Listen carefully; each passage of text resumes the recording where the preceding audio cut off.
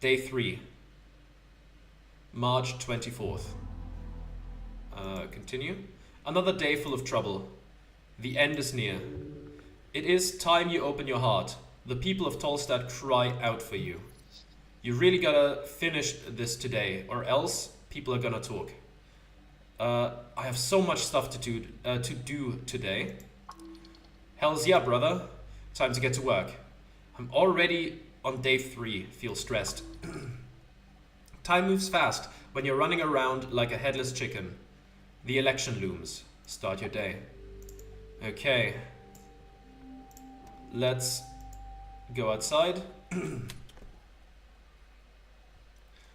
let's see. Okay, there we are. We have to pick up Snell again. So we don't go this alone. So let's quickly rush to pick him up. Then, what do I want to do next? Okay, first of all, this merchant here. Let's engage. Mm-hmm. It is you. Beware of this one, yes. Let's hand her that. I suppose, she says and grabs the paper. Ah, one of these, I see. Not entirely sure I reach the requirements of being a local, but I suppose it can't hurt to look over the legals here. Thank you. Okay, how much money do I have? Great. What can I interest you in, for example? I think we've seen this before. Esoteric shards. I have 100. I do need some money to get my prayer book. Hopefully we'll find an opportunity to get a lot of money at some point. Maybe in the warehouse we can find some things that we can steal, perhaps. But I do want a shard of jaw. That's it for now. Thank you very much. That's all. Thank you. Then, next up, Pillar Kiosk. Huh? Hey, it's you again. Can I not give you that? The paper? Can you just tell me the news? The boy stares at you. He's thinking of how to explain this to you. So there's this thing. We sell newspapers here. If I just tell you the news, we won't get any money. I don't like reading. Oh, I suppose that won't equal a lost sale then. Fuck it. The kid grabs a copy of the Post and starts reading. Sad. Would have been more fun if he grabbed news in Norvik. That one's mostly rumors and sensationalist bullshit. It's great. Election week. 5 parties above exclusion limit. Polling shows the Nationalists ahead at 40%. The Free Striders and the Scarlists being behind at 20 each. The Arcanists and Agrarians are holding out just above the limit at around 5% each. These polls are mainly done in rich areas. You know, the human areas. Can't always trust the polls. The party of Norwich still won't comment on the missing paladin. The Storm Skaldeman fellow's been gone for months at this point, but here's the drama. He was last spotted heading down into the city below. Maybe he's stuck fighting undead or something. Or maybe he's dead. You know, after having fought some undead or whatever. Probably dead, yeah. He stares at the bottom of the page. Apparently the party of Norwich is going to hold the election without him on the official list of members. The Lord Patriarch Arkesam cannot be reached for comment, it says. Ah, so Food Lord Trollmord. Okay, that's a crazy name. Will now head the list, and Coin Lord Darrow will be number 2. I wonder how that'll go. Too bad for Lord Gorm, unless he's found before the actual election day, of course. If you're heading down into the city below, you should look for him. We'll see. Sure. Anyway, he mutters and turns the page. As Gallist rallies held all over the city, there's an op-ed about how the chant is being printed illegally and needs to be stopped. If anyone knows the location of the printers used in production of the chant, please inform your nearest Free Strider office immediately. They can't do that. It's illegal to print things without a license. You don't sell the chant here, do you? No, sir. No illegal papers here. He turns the page. The Agrarian Party has lost almost the entire working class vote. Over half the city guilds are giving official support to the green cause. The other half is bought by the Free Striders. The workers vote in their own interests. How surprising. A shame. Good. They were useless. The other half is bought by the Free Striders. Yeah, the Agrarian Party seems to be out of the race more or less, along with the Arcane Circle and the Conservational Lobby. So now it's a three-way tie from what I can see. The latest poll shows 36% to the Party of Norvik, 20% to the Revolutionary Free Strider Party, 24% to the Asgal Workers' Party. At this rate, the green cause will win in a landslide. Hopefully. Would be nice. The kid starts flipping the rest of the pages. Right, that's it, I guess. But, interesting. What? No, I just realized there's no mention of the tea shop yet. Guess they're trying to keep it out of the news cycle. Who is? The city, I guess. That's all the news. You want more info, you gotta buy one. Citizen? Okay, who else could I give that paperwork to without it being too helpful for the Free Strider cause? Him I've already given it to. I guess maybe Visken? Maybe Visken isn't all that helpful? Oh, who are you? Somewhat mysterious dwarf. Let's talk real quick. The dwarf ignores you and whispers to himself. The storm calls to me. Okay, bit ominous. But I'm sure it's fine. I'm sure there's nothing to worry about there. Let's head downwards and see what we can do here. Okay, no, not what I meant to do. Yep, there we go. Let's go talk to Visken real quick, then I'll pick up Snell. I'll give him that. Oh. He lifts it slightly, reading the text. An economic accord. How quaint. I have to hand them out to help Agent Vera. I know very well about the free way of business in the East. I have no interest dealing with these methods unless I am forced to in the event of a governmental shift, which, considering you have been instructed to hand these out, is most likely exactly what is going to happen. Thus, I will indeed most likely sign this in the end. That should be it. Now you can head back to the Ascani Reed's headquarters. You don't sound too happy about that. Does he ever sound happy? It is the way of things. I much preferred the rule of Earth. This so-called meritocracy, capitalistic society of Reeds is based on foul bureaucracy, nothing else. I will manage it well, but in principle I will stew in resentment. I don't agree with the rule of Earth.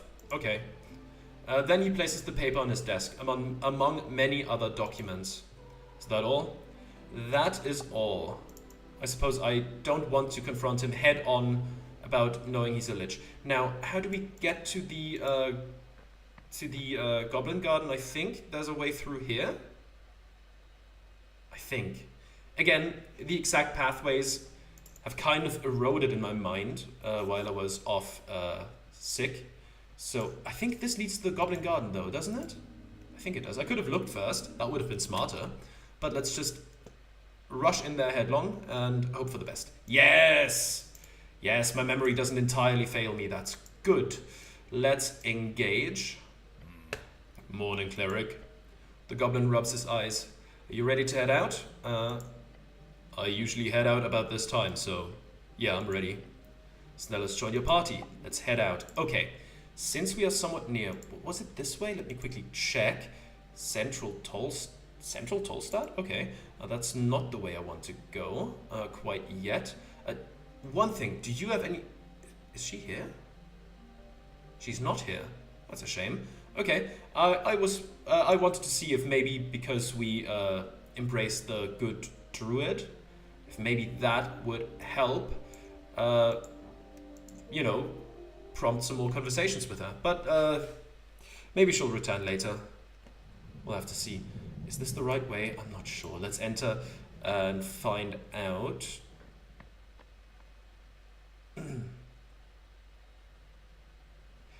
That is a fine path to take, I suppose. Wait. Okay, so we can get to multiple places here. We could go to Vera immediately. Was that it? No, it was upstairs, right? That leads to Water Lane. Okay, yeah, let's do that first, and then we go to the skull. Hopefully, getting the goddamn spell to speak with dead, that would be beyond useful. Let's go in here. Is someone else here as well? Is her what is that? Ambassador Ivks Liovben. Okay, Wisdom Behold. It's a 16, that's not so bad. Celestial, level 15, Decayed Solar. The light blinds you. Even among Celestials, this creature is powerful. It seems out of place. Why would an ambassador of the Golden Horde be here? Why would this creature of such great and bright force even be here? It doesn't make any sense.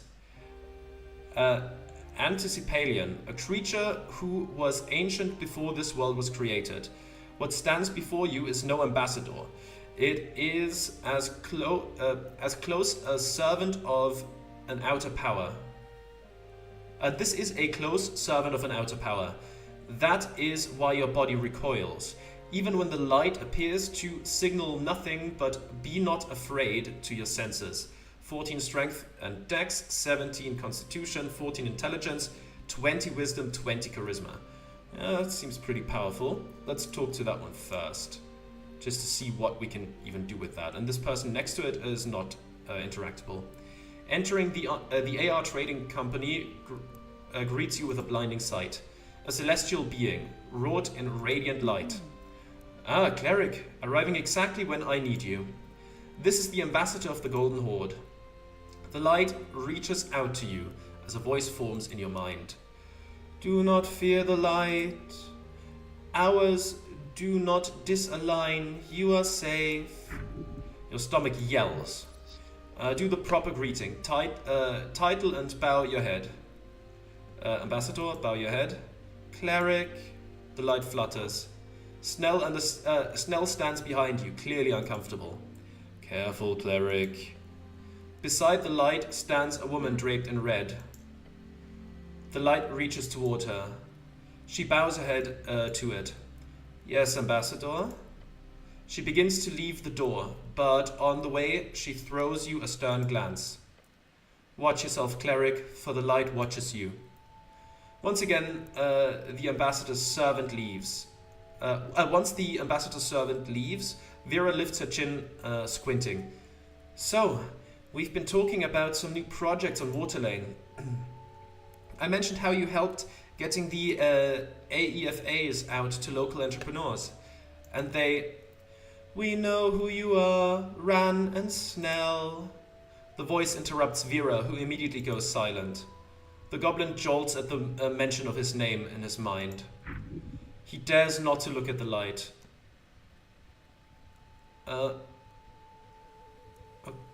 Okay. The ambassador's light then turns to your companion. A goblin in service of the dragon of Tolstad. You tread a clean path. You led the front during the Ice Bay Point operation. Ice Bay Point, the eastern point of the Palace District, the third largest port in Norvik. You stabilized the HWBT City Below expansion project on your first year of service. A goblin going against the grain to get results. You have been noticed. Look at Snell. Snell attempts to glare at the light.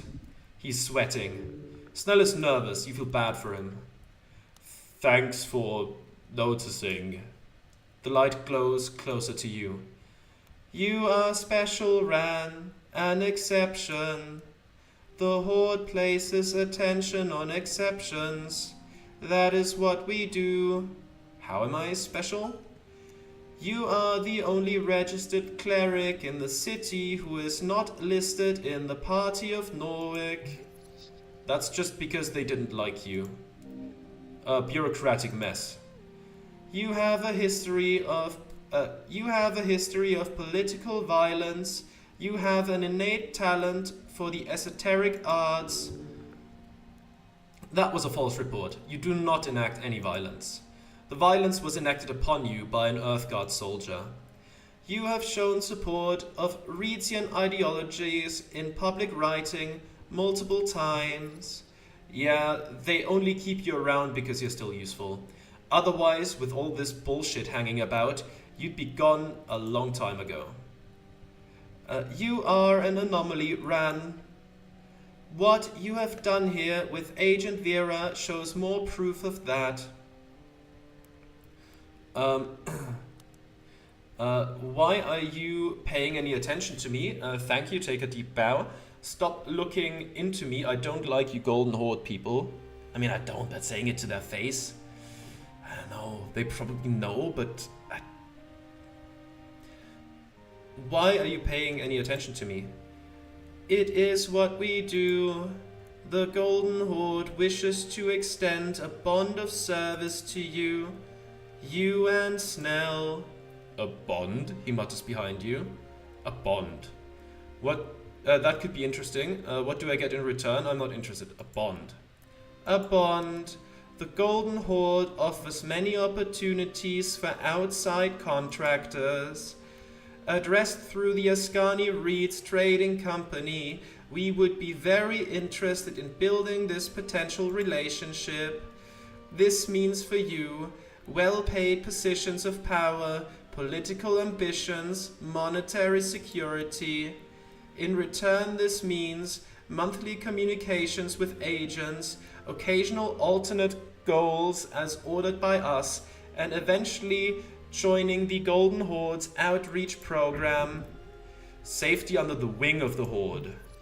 Until you're no longer useful. You cannot read the Celestial. It is truly alien to you. The AR Trading Co. would of course cooperate on such a deal if you were interested, Cleric. We have deep ties with the Golden Horde, as you can imagine. Is this offer something you would be interested in, Ran? No, never. Nothing about this has to happen right away. His response has been recorded. That is what we needed. We shall leave this for now.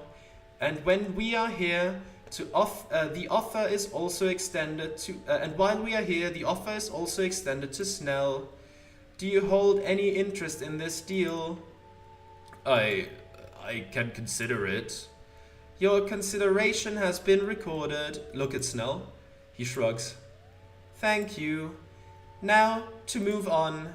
Several AEFAs have been signed on Tolstad. That is good work, Agent Vera. Capital Dominion updated. Oh, like I mentioned, the cleric's effort was integral to this success. And we will continue in the upcoming days post-election. That is satisfactory. Okay, yeah, I gave out those contracts to a bunch of people. Not so many were positive about this AEFA business. We'll get everyone into the accord eventually. Not so many were positive about it. They'll come around. They always do. As to the content of these contracts, I've been informed of some changes. Changes? Her stance changes. She did not like that. Uh-oh. What changes? Currently, the Accord has a big incentive for Rhetsian investors. We wish to expand that to include those of the Golden Horde. I believe we spoke about this at the... This AEFA also includes several loopholes and problematic elements that could interfere with the Golden Horde's current and future blockades. The Clanlands. Yes, among others. If local businesses are able to trade freely via land as well as sea to regions and states the Golden Horde deems sanctioned in both more serious cases as the Clanland conflict as well as lesser situations of targeted tariffs, then we cannot move forward. This issue has been brought forth already with your owners. Expect several errata in the near future. It would have been good to see these comments before the election, as discussed. I apologize for the tardiness, but I assure you this issue is entirely the fault of the Iskani Reeds Trading Company. Ha! This guy just said, I'm sorry, but everything is actually your fault to her face. These Celestials are hilarious. You... The rage. Agent Vera, this is above you. She clears her throat and straightens her outfit. Of course, Ambassador. Thank you for the heads up. The light turns back to you. The Golden Horde is very interested in seeing economic prosperity in your city run. They want control. Agent Vera nods, looking like she's going to explode. The first step towards that is handling the Clanlands. For far too long, Norvik has ignored its halfling war criminal populace. I ask you, Ran, as a cleric of this city, do you believe the humans will choose prosperity over the propaganda of the Clanlands? Vera says nothing, but throws you a glance. Her anger now fades, replaced by another expression. Her eyes are telling you, this guy's a monster, so be careful. What are the halflings to us? Neighbors, not too close. They are a resilient, stout folk, one found across the coast. Not unlike humans, they have been enslaved and controlled for most of their history. You must stand by them. Yeah, I mean, what are they called? The Golden Horde? Yeah, that seems like... I mean, what they're doing seems like genocidal and like... It seems like a mixture of genocide and apartheid.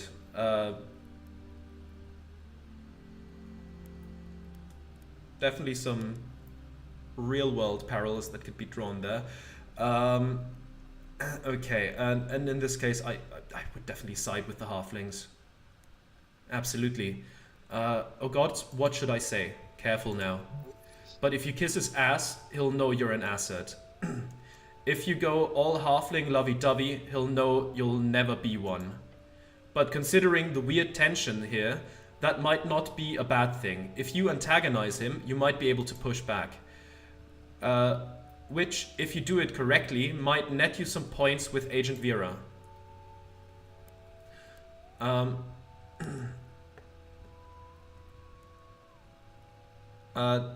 They are our closest neighbors. The Earthfolk will always stand by the Clanlands. The people of Norwich do not believe in halfling propaganda, stand by the Golden Horde. My city does not involve itself in foreign policy. We will simply seek prosperity and avoid propaganda. No, stand with the Clanlands. For now, ominous. The light perceives you. The golden line is set. Halflings have shown themselves unable to accept this fact. We set the line to protect them, to create a lasting peace, since they refuse to comply with our reasonable demands. I hope you understand our most peaceful method of handling their terrorism is through sanctions. The light turns back to Vera. Agent Vera, you have been a valuable asset for many years, yet I sense frustration in you. That is not acceptable. She glares at the light. You will make certain the Ascani Reeds Trading Company fully complies with the AEFA erratum. It is a matter of Golden Horde security. It is non-negotiable. It will be your highest priority as of now. Vera looks defeated. The orc is beaten. This is tense. Focus. The light guy is fast and precise, but you know that he is bullshitting. It's instinct. Okay.